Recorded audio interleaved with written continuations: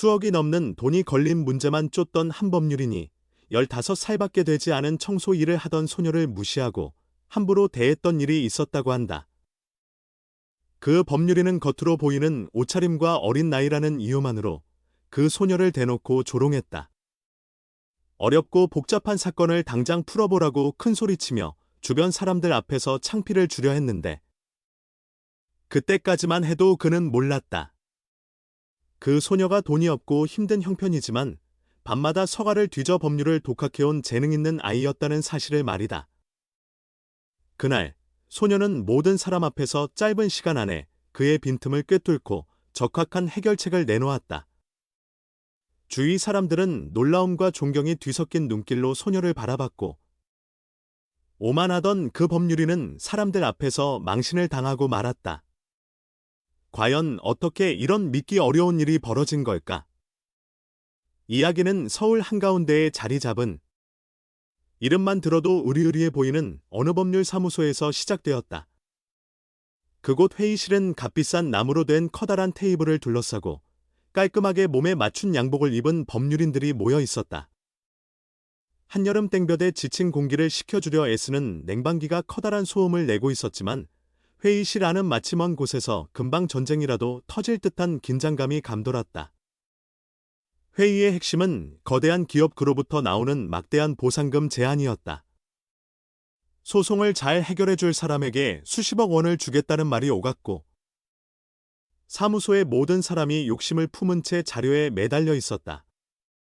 그런데 그날 회의실에는 눈에 잘 띄지 않는 존재가 함께 있었다. 15살의 최하늘이라는 소녀였다.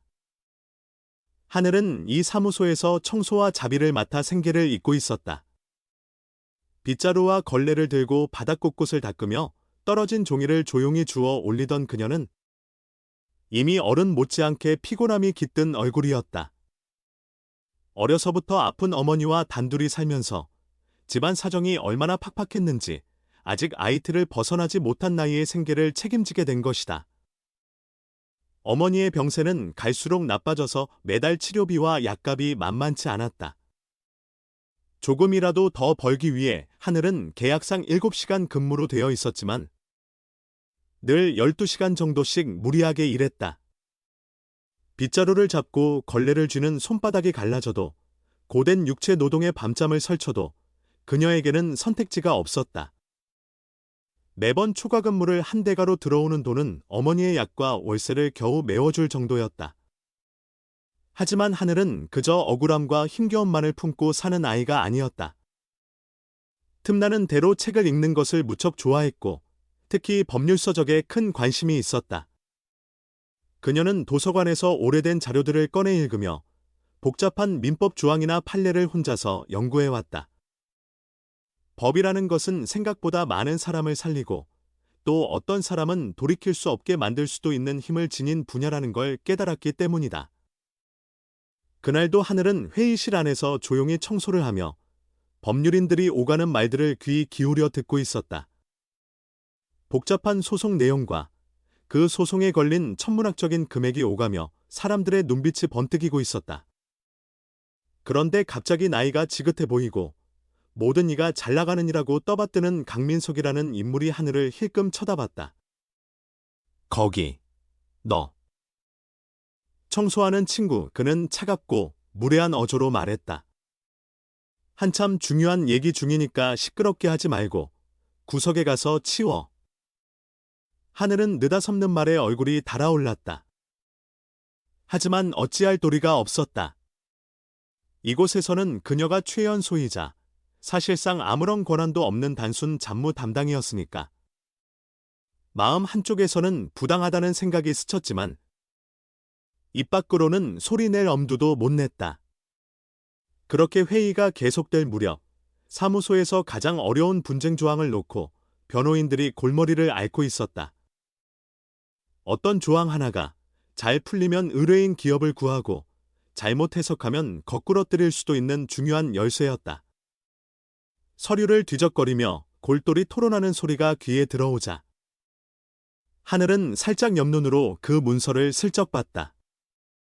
머리가 좋았고 이미 독학으로 상당한 법 지식을 쌓은 덕분인지 하늘은 순간적으로 그 조항에서 쓸 수 있는 방어 논리를 떠올렸다. 물론 자신이 나설 자리가 아닌 줄 알았으나 회의실에 떨어진 종이를 줍다가 무심코 조그맣게 중얼거렸다. 계약서 문구에 따르면 반대로 해석할 수도 있을 것 같긴 한데. 그 작은 소리가 강민석의 귀에 들렸다. 그는 비웃음을 잔뜩 담아 하늘을 돌아보더니 내가 방금 뭐라고 했지? 하고 호통을 쳤다. 하늘은 갑작스럽게 주목을 받자 당황했지만 그래도 무슨 말을 했는지 설명하려 했다. 그러자 강민석이 코웃음을 치며 주위 사람들에게 소리쳤다.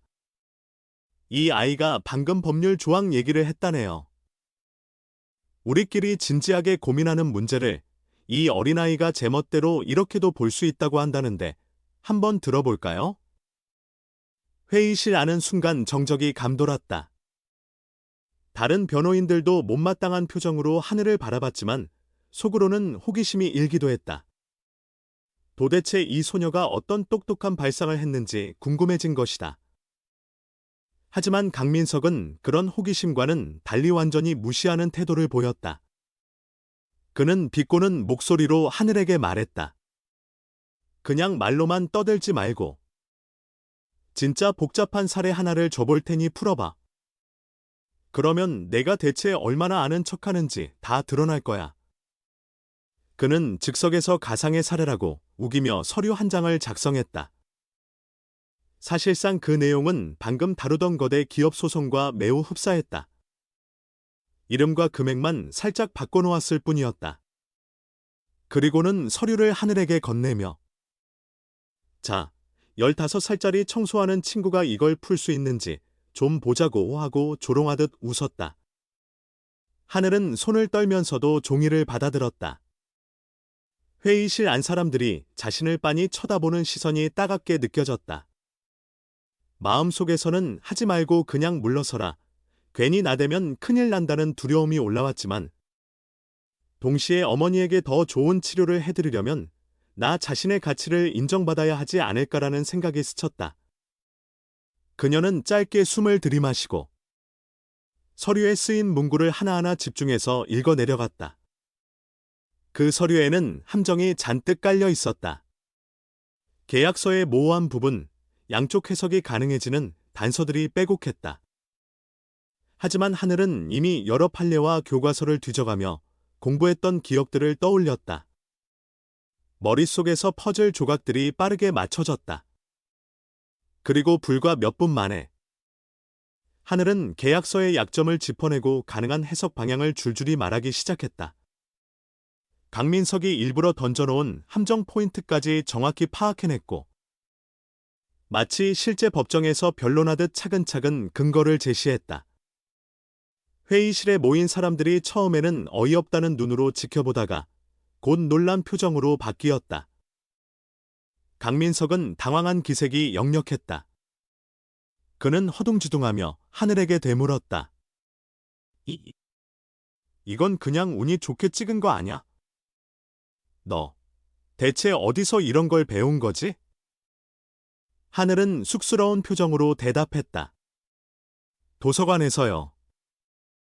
저는 학교를 제대로 못 다녔지만 밤마다 법률책을 읽었어요.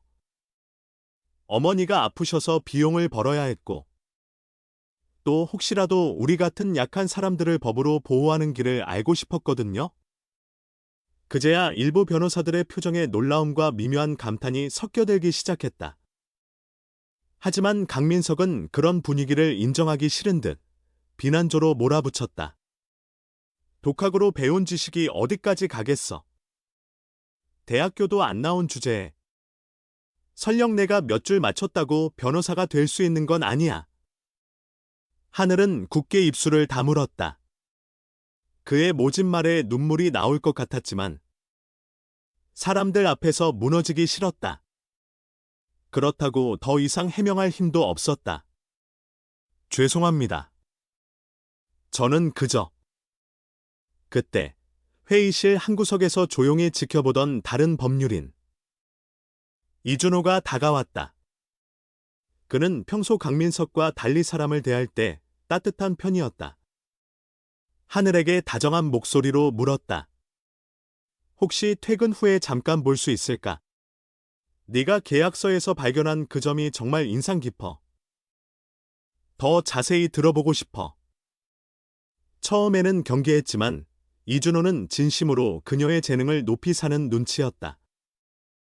그러더니 약속 시간과 장소를 잡고 만약 지금 아이디어를 더 발전시키면 수십억 원대 소송에서 엄청난 결과를 낼 수도 있다고 했다. 네가 물론 변호사는 아니지만 네가 찾아낸 이론이 결정적인 변수가 될지도 몰라. 잘만 되면 유학까지 보내줄 수도 있어. 하늘은 그 말에 깜짝 놀랐다. 해외 유학이라니 꿈에도 생각해 본 적 없는 세계였다. 그러나 그녀에게는 아픈 어머니를 두고 멀리 떠날 상황이 아니었다. 어머니가 혼자 지내시기 어려우세요. 이대로는 제가 집을 비울 수가 없어요. 하지만 이준호는 이미 하늘의 형편과 상황을 어느 정도 파악하고 있었다. 그럼 다른 방법을 생각해보자.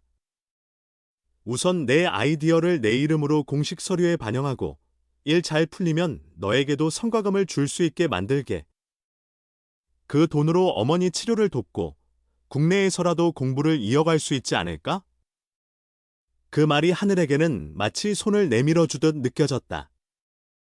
스스로 들어가기 힘든 큰 문을 이준호가 살짝 열어주려는 것 같았다. 결국 하늘은 결심했다. 한번 해볼게요. 그렇게 하늘은 낮에는 청소 업무를 하고 밤에는 이준호와 함께 소송 자료를 분석하며 사무소에 남아 있었다. 처음엔 이상하게 보던 사람들도 시간이 지날수록 하늘이 가져오는 아이디어와 분석력이 놀랍다는 걸 깨달았다. 어느새 청소부 소녀는 사무소의 복잡한 문서를 함께 확인해주는 존재가 되어 있었다. 그러는 사이에 하늘은 이준호의 도움을 받아 학교도 다시 다니기 시작했다. 고등학교 과정을 건너뛰고 검정시험을 받고 탁월한 성적 덕분에 좋은 사립학교에 들어가며 꾸준히 법률 공부를 병행했다. 주변 사람들은 믿기 힘들어했지만 그녀는 낮에는 수업을 듣고 밤에는 사무소 서류를 검토하며 숨가쁘게 살았다. 시간이 흐르면서 이준호와 하늘이 함께 준비한 변론 전략은 커다란 결실을 맺게 되었다. 그 거대 기업 소송에서 회사 측이 유리한 위치를 차지했고 결국 이준호가 대표로 있는 팀은 엄청난 보수와 명성을 얻었다. 당연히 하늘도 그 기여를 인정받아 적지 않은 금액을 받았다. 그 돈으로 어머니는 더 좋은 병원에서 치료를 받고 상태가 훨씬 호전되었다. 하늘은 그 기회를 발판 삼아 더욱 열심히 공부해 결국 국내 명문 법과대학에 입학할 수 있었다. 여러 해를 밤낮 없이 독학해온 덕분인지 그녀는 막힘없이 수업을 따라갔고 교수들도 깜짝 놀랄 정도로 수준 높은 질문을 던지곤 했다. 그렇다고 모든 게 순조롭기만 했던 것은 아니었다. 강민석은 여전히 그녀가 싫었다. 제대로 학위를 밟아 나오는 변호사도 아닌 주제에 사무소의 중추적인 역할을 하는 것이 기분 나빴던 것이다. 게다가 자기 손으로 준비한 시험 문제마저도 하늘에게 깨졌던 기억이 남아 더더욱 인정하고 싶지 않았다. 하지만 하늘이 학업을 마치고 변호사 시험까지 한 번에 붙어버리자 그의 기분은 더욱 복잡해졌다. 대체 어떻게 그 아이가 그 어린 나이에 그렇게까지 성장할 수 있었는지 하고 씁쓸해했다. 그러나 하늘은 더 이상 과거의 작은 청소부가 아니었다. 정식 자격증까지 손에 넣은 능력 있는 젊은 변호사로 거듭났기 때문이다. 하늘은 이준호와 함께 소규모 팀을 꾸려 돈 없는 이들이나 억울한 처지에 놓인 사람들을 적극 변호하기 시작했다. 거대 법률 사무소에서 보듯 의뢰인을 돈줄로만 보는 것이 아니라 진짜 사람의 이야기를 들어주고 함께 울어주는 변호를 하고 싶었다. 그러자 사람들 사이에서 입소문이 나기 시작했다. 거기 가면 억울한 사람이 확실히 구제받는다더라. 그렇게 여러 사건을 맡으며 스스로를 단련하던 어느 날, 하늘은 노동 현장에서 큰 사고를 당해 팔을 잃은 한 사람 이하 유씨라 부르자의 사연을 접하게 되었다. 그는 안전장치가 고장난 기계 때문에 팔이 잘렸지만 회사가 책임을 전혀 인정하지 않아 몇 년째 법정 싸움을 하고 있었다. 더는 변호사 비용도 대기 어려워 패소 위기에 놓인 불쌍한 상황이었다. 유 씨의 사정을 들은 하늘은 그를 직접 만나 사고 경위를 하나하나 확인했다. 기계가 위험하다는 걸 회사에 여러 번 알렸는데도 전혀 고쳐주지 않았어요. 게다가 생산량 채워야 한다고 강요받았죠. 제 잘못은 없다고 생각합니다. 그런데 회사는 오히려 제 부주의 탓이라고 우기는 거예요. 유 씨의 말에 하늘은 분노를 느꼈다. 그녀는 밤낮을 가리지 않고 사건 기록을 분석했다. 오래된 서류 더미 속에서 안전관리자 보고서가 사고 전에 이미 작성돼 있었다는 사실도 발견했고, 회사 내부 이메일에서 생산 중단 시 비용이 크니 그냥 운영을 계속하라는 식의 지시가 있었다는 것도 알아냈다. 누가 봐도 회사가 안전을 무시한 채 이윤을 우선시했다는 증거였다. 하지만 문제는 이 사건을 맡은 회사 쪽 법률 대리인이 다름 아닌 강민석이라는 소식이었다. 그는 적지 않은 경험과 실력으로 유명했고, 하늘이 변호사가 된 이후엔 몇 번 마주치긴 했지만 직접 맞붙은 적은 없었다. 마침내 두 사람이 법정에서 본격적으로 충돌하게 된 것이다. 하늘은 긴장되면서도 이를 악물고 준비했다. 유 씨가 증언할 때 어떤 반박이 나올지, 회사 측이 어떤 식으로 서류의 효력을 깎아내릴지 시뮬레이션했다. 이미 내 약점을 너무나도 잘 아는 사람이 상대다. 예전처럼 나를 깔보고 무너뜨리려 들겠지. 그래도 절대로 질 수 없어. 이번에는 의뢰인의 인생이 달린 문제이기도 하니까. 법정 당일, 하늘은 깔끔한 정장을 입고 재판정에 들어섰다. 법정 안 한쪽에는 강민석이 앉아 있었다. 그는 하늘을 보며 비웃는 듯한 표정을 지어 보였다. 오랜만이군. 그래도 옛날처럼 걸레질하던 꼬마가 아니네. 그의 말투는 여전히 거만했다. 하늘은 간단히 목례만 하고 자리에 앉았다. 재판이 시작되자 강민석은 의뢰인을 부주의하고 안전수칙을 어긴 사람 부로 몰아붙이는 주장을 폈다. 안전장치를 다 확인했음에도 본인이 제대로 지키지 않아 사고가 난 것이라고 말하며 회사는 어떠한 과실도 없다고 우겼다. 그러나 하늘은 준비한 증거를 하나씩 꺼내 들며 반박했다. 사고 6주 전, 내부 안전관리자가 정식으로 기계 이상 보고를 올렸지만 무시됐고, 사고 당일에도 기계가 멈추다가 다시 움직이는 이상현상이 있었다. 이는 회사가 문제를 인지하고도 방치했다는 뜻이다. 또한 회사 내부 이메일에서 생산량을 줄이기 싫으니 고장난 기계를 일단 계속 쓰라는 지시가 있었다. 그 얘기가 나오자 법정 분위기가 한층 달아올랐다. 강민석은 허둥대는 기색을 애써 감추며 저 문서들이 진짜인지는 좀 더 검증이 필요하다는 식으로 시간을 끌려 했다. 하지만 하늘은 이미 문서의 출처와 작성 일시를 모두 공증받아뒀고 증인들도 데려왔다. 가장 결정적인 증인이 안전관리인 박진우였다. 저는 사고 한 달쯤 전에 상부의 기계가 위험하다는 보고서를 냈습니다. 이미 센서가 잘 작동되지 않는다는 걸 알았지만 생산 중단에 따른 이윤 손실을 우려한다며 대책 없이 시간을 끌었습니다. 그는 두려워하며 진술했지만 결국 회사의 잘못을 밝히는 데 큰 힘이 되었다. 법정에서는 하늘과 강민석 사이에 치열한 말다툼이 오갔다. 강민석은 하늘을 향해 실무 경험이 부족해 잘못된 선례를 들고 온다는 등 개인 공격도 서슴지 않았다. 하지만 하늘은 흔들리지 않았다. 전 청소부였던 시절부터 변호사 자격을 갖춘 지금까지 법을 공부해오면서 깨달은 것은 약한 이들의 목소리가 대체로 묻히기 쉽다는 것입니다. 하지만 이번 사건은 그런 부당함을 더는 그냥 넘어가선 안 된다는 걸 보여줍니다. 결국 재판부는 여러 증거와 증언을 종합해 회사 측이 명백한 과실이 있다고 인정했다.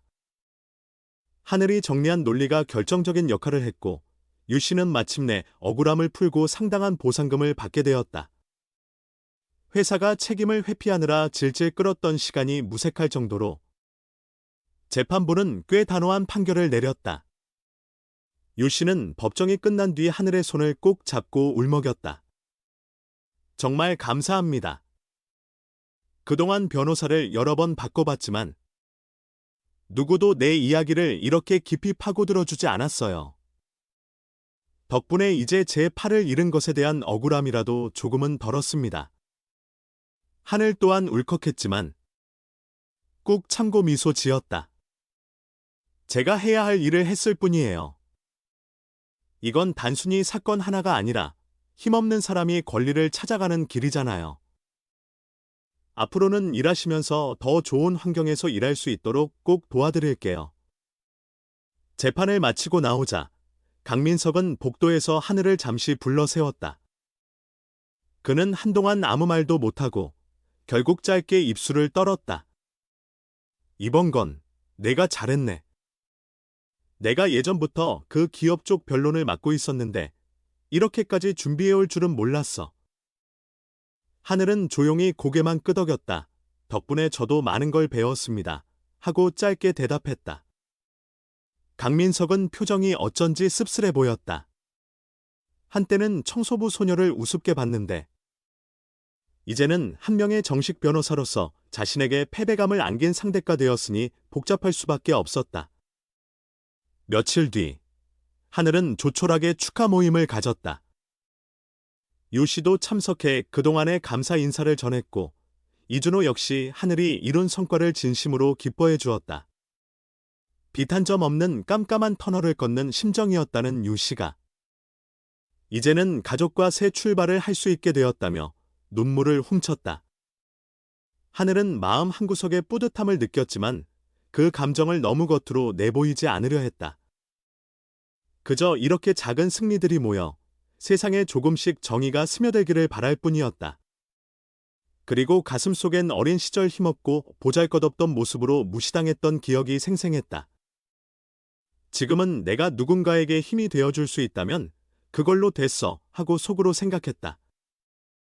이후로도 하늘은 계속 약자를 위한 사건을 맡았다.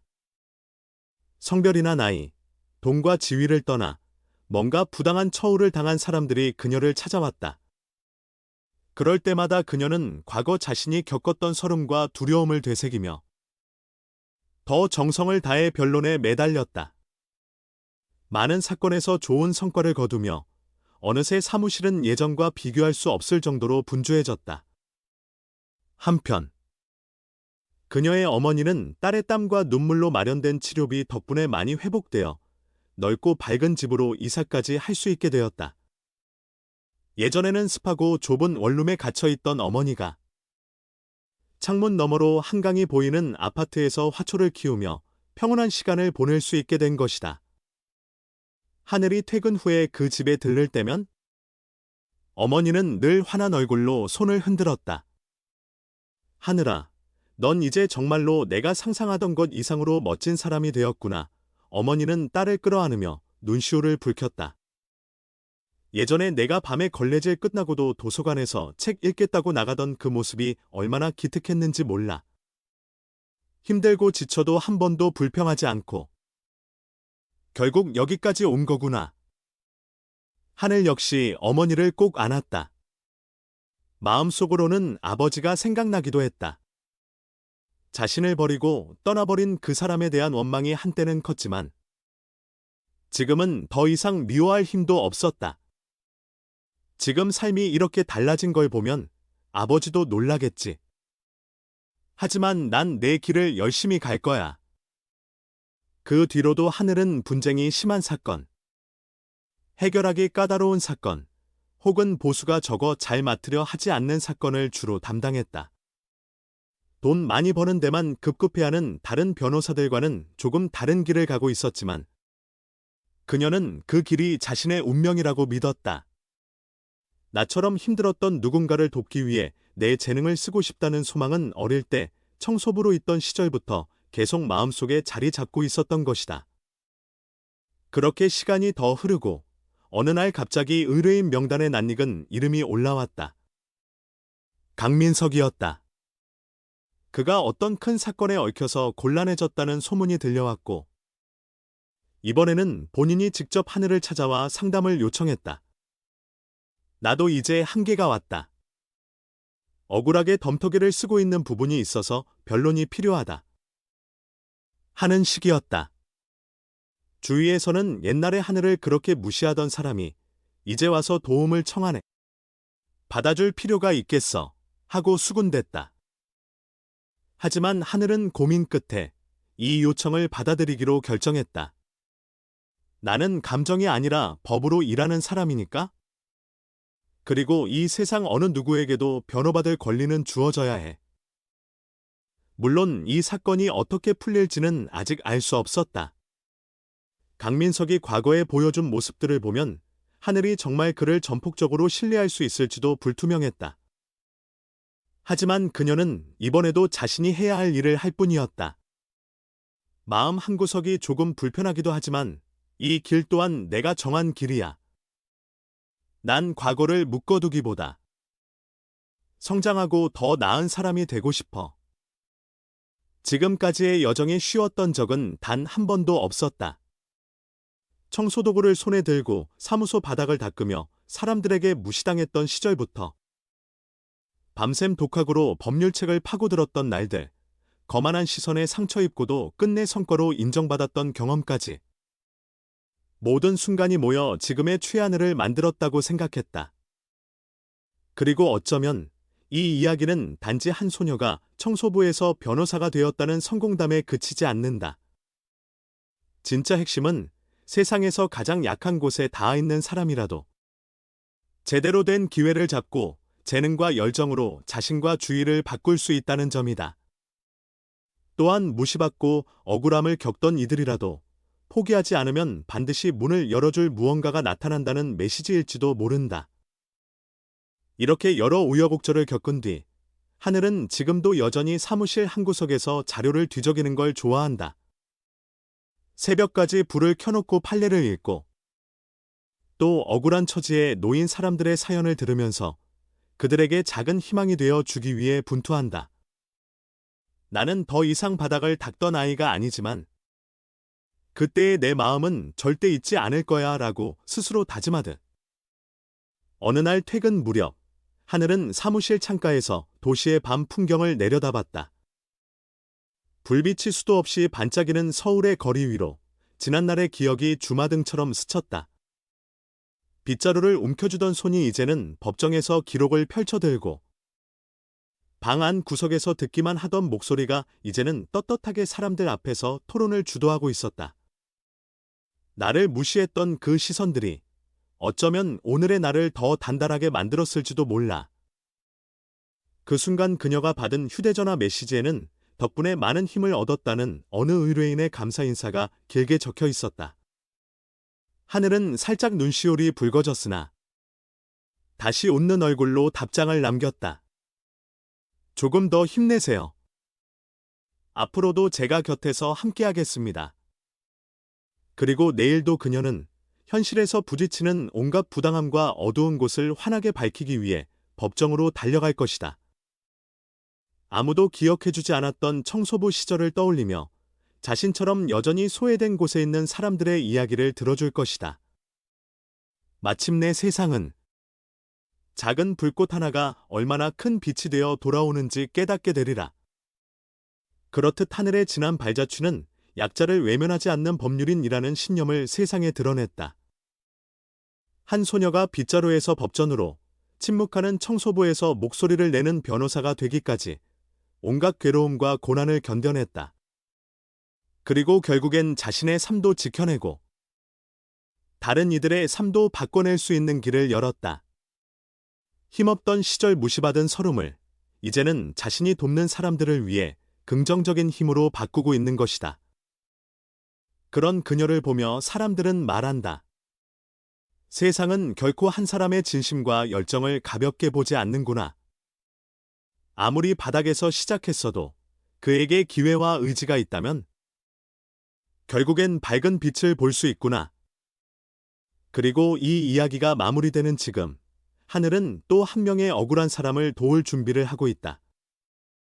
과거에 자신을 얕봤던 이조차도 언제든 불합리한 상황에 놓이면 도움을 요청할 수 있게 만드는 것, 그것이야말로 진정한 정의의 모습 아니겠느냐고 그녀는 말한다. 어쩌면 이것이 가장 중요한 가르침일지도 모른다. 힘없다고 함부로 깎아내리지 말고 작다고 무시하지 말자. 모두가 평등한 가치를 지니고 있다는 걸 잊지 말라는 메시지 말이다. 그리고 어느 날 인생의 기로에서 또 다른 취한을 나타나 나를 일으켜 세워줄 수도 있으니 그렇게 해서 결국 이 긴 여정의 끝에는 하나의 깨달음이 서 있었다. 부당함이 가득한 세상에도 누군가는 끝까지 싸워서 정의를 찾아낸다. 15살짜리 청소부였던 그 아이가 스스로 재능을 활짝 피워 법정에서 승리를 쟁취하듯 진심과 꾸준함이 모이면 불가능해 보이는 벽도 뛰어넘을 수 있다는 것이다. 하늘은 지금도 다짐한다. 앞으로도 더 많은 사람들에게 힘이 되고 그들의 억울함을 풀어주는 길을 걷겠다. 법을 공부하기 시작했던 그날처럼 그녀는 계속 나아갈 것이다. 삶에 지친 누군가가 기댈 어깨를 찾지 못할 때 하늘이 곁에서 또 한 번 말을 건네줄지 모른다. 마치 세상의 가장 낮은 곳에서 빛나던 작은 등불이 점점 더 커지는 것처럼 하늘의 존재는 점점 넓은 세상에서 울려 퍼지고 있다. 그리고 그 메시지는 분명하다. 바닥을 딛고 일어선 사람의 용기와 땀방울은 결코 헛되지 않으며 언젠가 세상을 조금씩 더 나은 쪽으로 바꿔놓는 큰 힘이 될 것이라는 사실을